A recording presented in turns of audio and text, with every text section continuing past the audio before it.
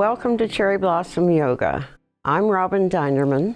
This is a half-hour Hatha Yoga class for beginning and continuing students. I hope you'll join me.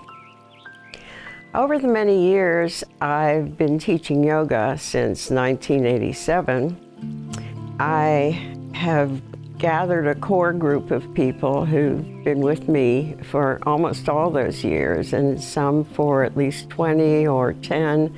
So the opening to each class session, there are usually about 6 sessions, at least at Friendship Heights Village Center. I would say, welcome everyone, and then tell them basically the purpose of this class is to unite the body, mind, and spirit through the techniques of yoga, which include deep diaphragmatic breathing and focus and concentration and postures, which are known as asana in Sanskrit.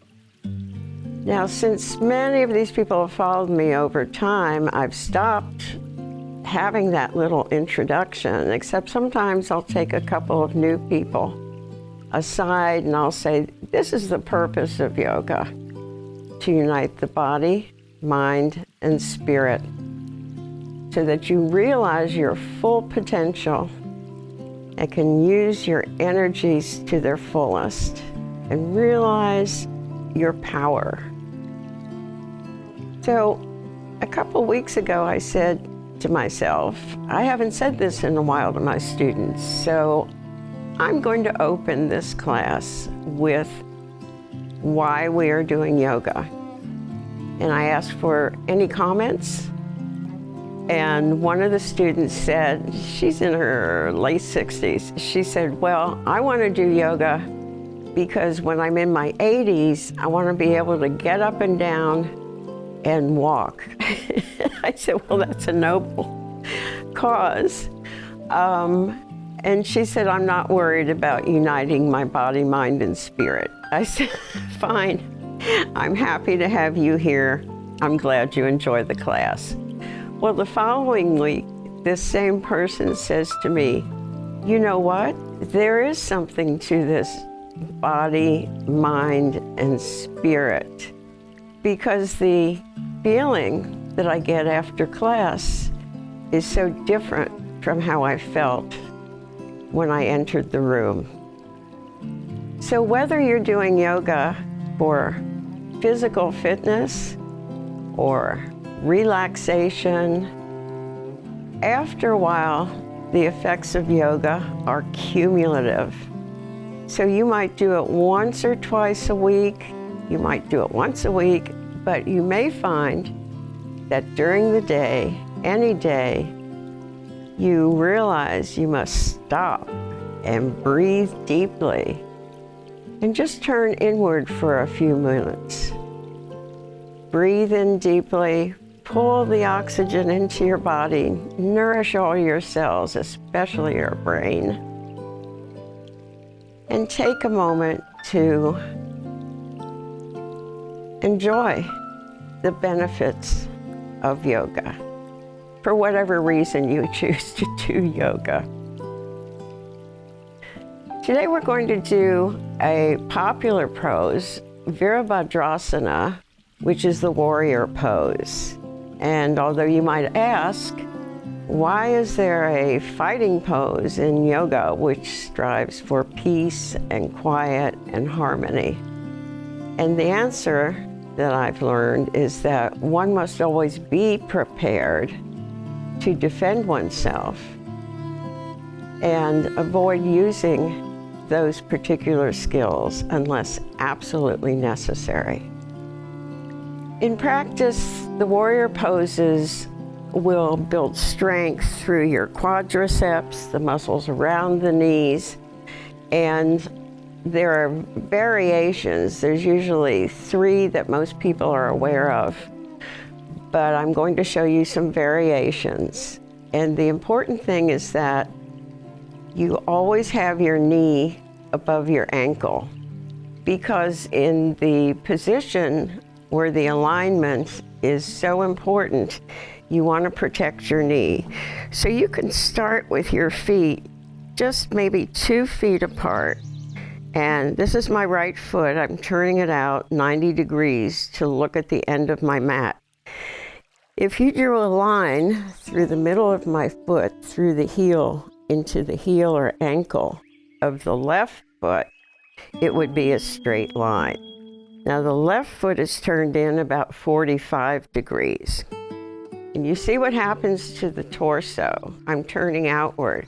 Well, here you want to turn your torso so your hips and shoulders are square to the front line of your mat.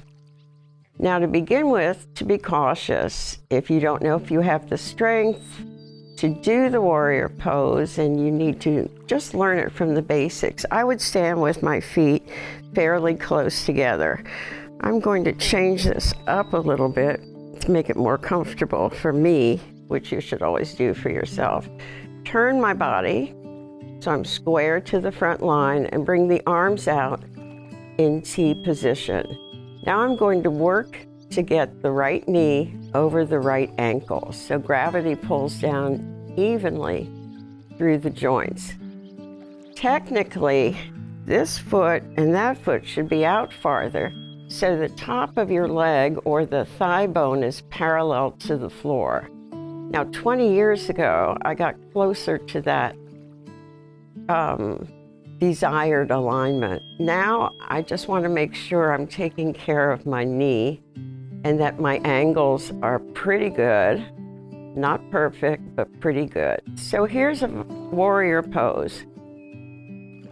Shoulders are relaxed, knee over the ankle, your gaze is straight ahead, and you're holding and breathing.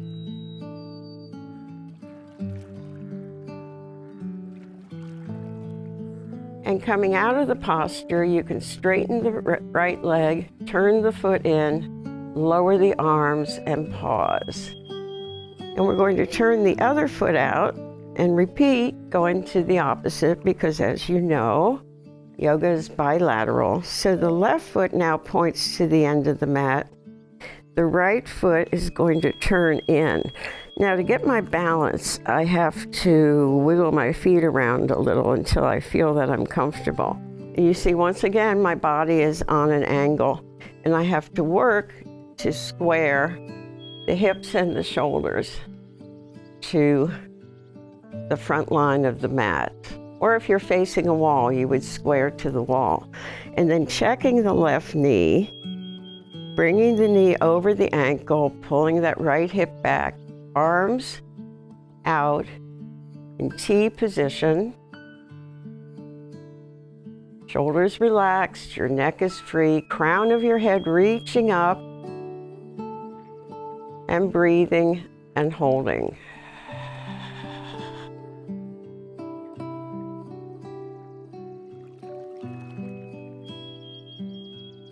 Coming out of the posture, slowly lower the arms and turn the left foot forward. Now I'm finding also that when I hold a position longer, the way I've been doing lately, that I'm pressing down or gravity is pulling me down. So what I've been doing lately is shaking my feet out a bit so they don't get too tired or cramped.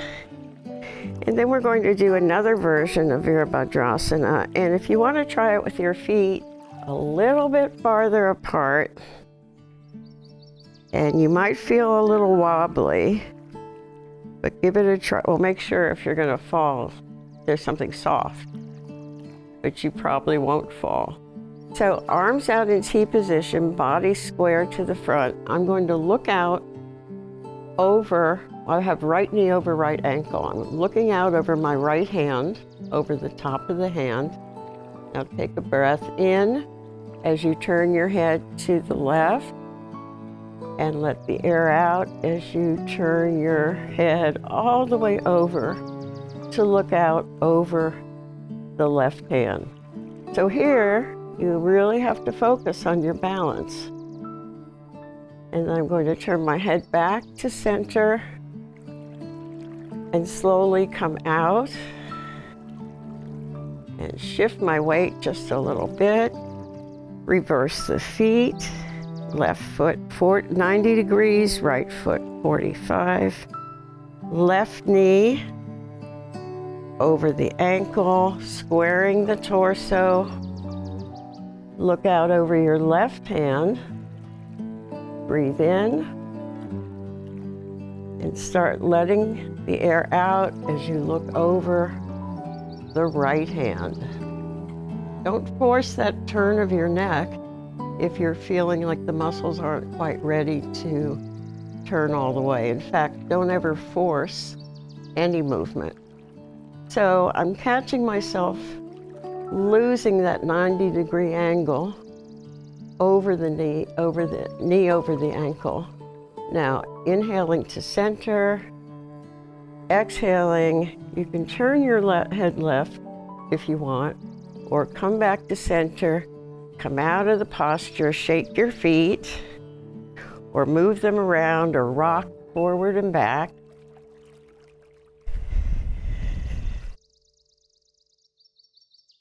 Now, you can repeat either version, but here's another one that I like very much. It's called the archer. You have a bow and arrow in your hands. And maybe if you're feeling more secure in the posture, you want to separate your feet a bit more. Square your body, arms out. Look out over your right hand. And in your right hand, you're holding a bow. Left hand, you have the arrow. So you reach for the string. You pull the arrow back to your ear. And when you release the arrow, you become the arrow in flight. Your thumbs link and your ears are right between your arms. So if you can, at this point, if you're looking straight down, you can see that your right knee is above the right ankle. And that's what's going to give you stability. Now, coming out of this, here's what I usually do. I usually look down, turn to center, rotate the foot in, lift forehead, nose, and chin. And it's a pretty secure way to come up because you have the ground to refer to. Turning left foot out, 90 degrees, right foot in, 45. Check that distance between the feet. Square your body. Head turns left as you take the the bow in your left hand, the arrow in the string, and you aim your arrow, bringing your hand back to your ear or so. And then when you release the arrow, you link the thumbs, lower your head between the arms, look straight down, and become the arrow in flight. And we're going to come down by lowering the hands, looking down, rotating the left foot in, unhinging from the hips, and back into a standing posture with your legs separated. But let's move the feet around a little bit because I have one more warrior pose for you.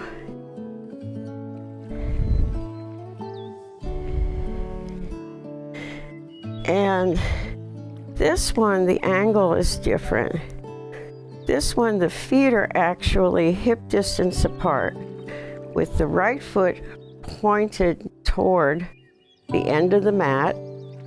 The left foot is turned out about 45 degrees, but the line going through this foot out the heel would come to about hip distance, you see, between the two legs.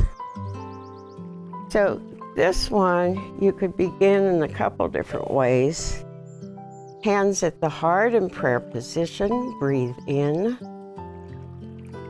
Breathing out, dive down.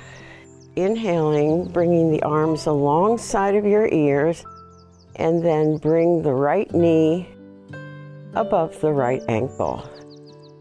looking straight ahead. Your shoulders are down away from your ears. Breathing as you hold. And now thoughtfully lower your arms, bring your weight forward to the right foot and bring the left foot forward. And what always happens for me when I do that is that the first time I always feel my right side is opened up and much longer than my left, almost that the left side shrunk. And we're turning the other way with the left foot forward, right foot out, turning to face the end of the mat, hands to the heart, knee over the ankle. Now, of course, it helps if you have a mirror or if you're doing this with a friend, so they could help point out your angles. Breathe in. Dive down, inhale, arms alongside of the ears, knee above the ankle, gazes forward. Now, you might feel your right hip pulling back, so you want to keep both hips square to the front of your mat. And breathing.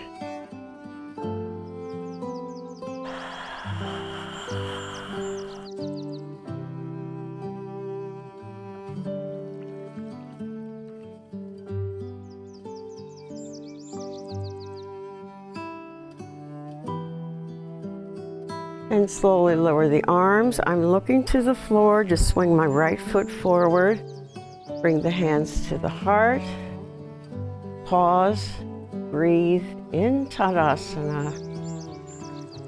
Now scan your body. Notice how your legs feel. You notice that you might be more centered. You might feel taller. Perhaps you can feel the beating of your heart. Hear the sound of your breath. And thank your body for supporting you in this lifetime. We're going to take a short break from Cherryblossom Yoga, and we'll be back in just a moment. And we'll be on the floor. Thank you.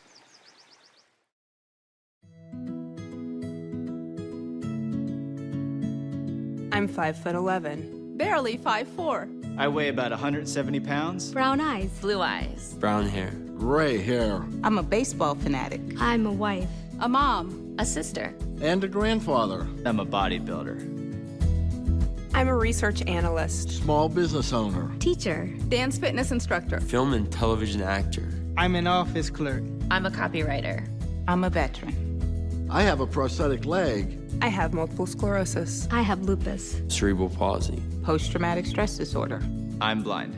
And I'm working in a job I love. I love. Because I was given a chance. Because I was given a chance. To contribute my skills and talents. To show my disability is only one part of who I am. Who I am. Who I am. At work, it's what people can do that matters. For more information, visit whatcanyoudocampaign.org. Welcome back to Cherryblossom Yoga. We'll be on the floor now. You possibly could stay on the couch if you're seated. We're going to do a lot of forward bending and stretching different muscles through the groin. Now I have a folded blanket here, and what I like to do is elevate my hips, which makes being seated a lot easier. I'm not sure which way to move. Okay. So I'm going to start out with the legs straight ahead. Bend the knee and flex the feet. Point and straighten. Bend and flex. Point and straighten. We're just warming up the ankles, the Achilles tendon, the muscles around the knees. And then we're crossing right foot over left and opening up, and left foot over right. So now you're feeling it deep into the hip joint.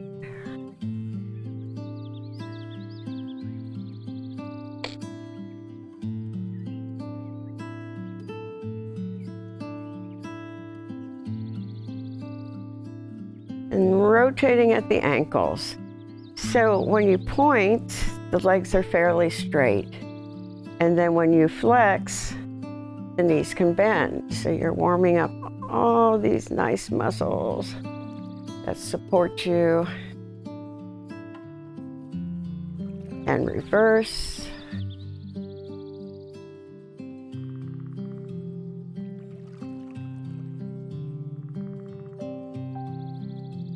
And now let's bring the legs farther apart into a wide V. So what I'm doing is scooting forward, actually tilting my pelvis forward so I can feel the sit bones behind me. Now, everybody's built differently, so you might not be able to feel your sits bones.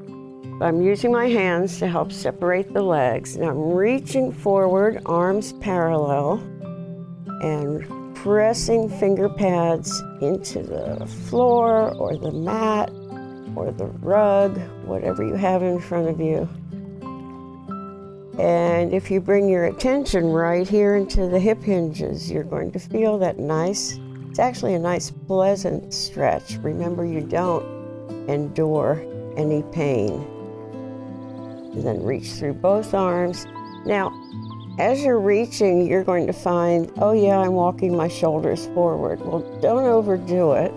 You can stretch a little bit because you're warming up the shoulders, but you want the length through the spine. And then as you're coming forward, the hip area will open, the groin will open. And if you breathe and sit there, keep thinking about lifting your breastbone away from your navel. So you're creating space in the front, and then slowly come up.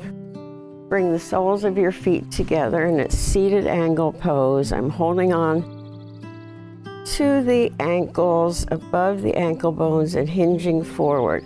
So don't let yourself collapse forward. You want to keep that breastbone lifted and away as you push downward, and inhaling up and exhaling forward.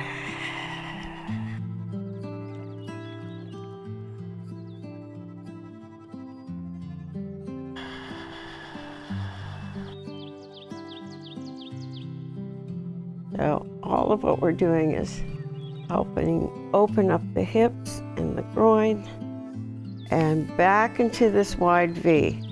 Now we're going to turn toward one leg. This is my left leg. I'm placing my hands on the lower ribs, dropping the shoulders, turning to the left because I want my breastbone in line with the line of my leg.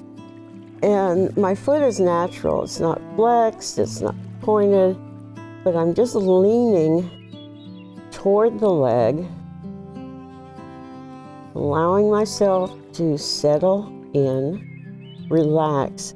Now I'm feeling the opposite side coming up, so I'm just going to put a little pressure here to try to keep that down and remind me that I don't want my right buttock to lift up. And you'll find after a few breaths, you'll actually, if you pull your belly in, you'll be able to sink down and enjoy a really wonderful stretch. Now, unhinging and coming up, come to center. Again, hands on the lower ribs, turning toward the other leg. Slide down as far as you're able. Try to keep that rotation of the rib cage and reach.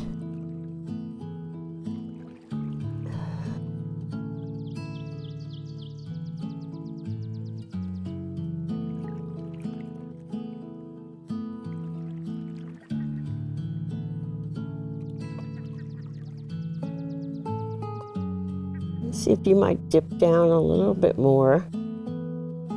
And then come back to center. And bring the soles of your feet together and press outward and come forward. And come up, hands on below the knees, roll back, and then sit up. Seated angle pose, using your forearms to press the knees away. And come up and roll back. And sit tall, right up on your sit bones, exhaling forward. And come up. And arch your back, let your head drop forward, and come into a seated position. We're about to do the relaxation. If you like, come down onto your back and we're going into corpse posture.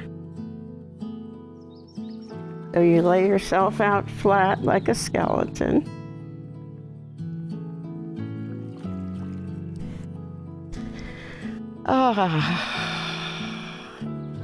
And place your hands either one on top of the other over your navel, or open your arms several inches away from your hips, palms up. Take a deep breath, arch your back, tuck the shoulder blades underneath so they flatten to the floor. Your chest is open and lifted. Now move your fingers, move your toes. Turn your head slightly to the right, back to center, slightly to the left, back to center, and breathe. Breathing in through your nose, imagine you can follow the air up your nostrils, down your throat. It fills your lungs as it travels throughout your bloodstream. Oxygen going to each cell of your body, refreshing and renewing yourself. Allow your eyes to sink into their sockets. Notice the rise and fall of your belly and chest with each breath.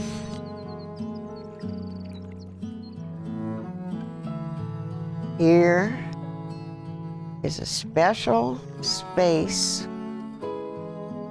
uniquely yours, that you've created for yourself. If you can stay in this posture for a while, I recommend that you do so. But if it's time for you to go, bring your knees up, roll onto your side, use your top hand to press the floor away, and come into a seated posture. Thank you for joining me today. I hope you enjoyed class, and I hope you're feeling wonderful. I hope you can carry that feeling with you through your day and into your week and into your life. Namaste.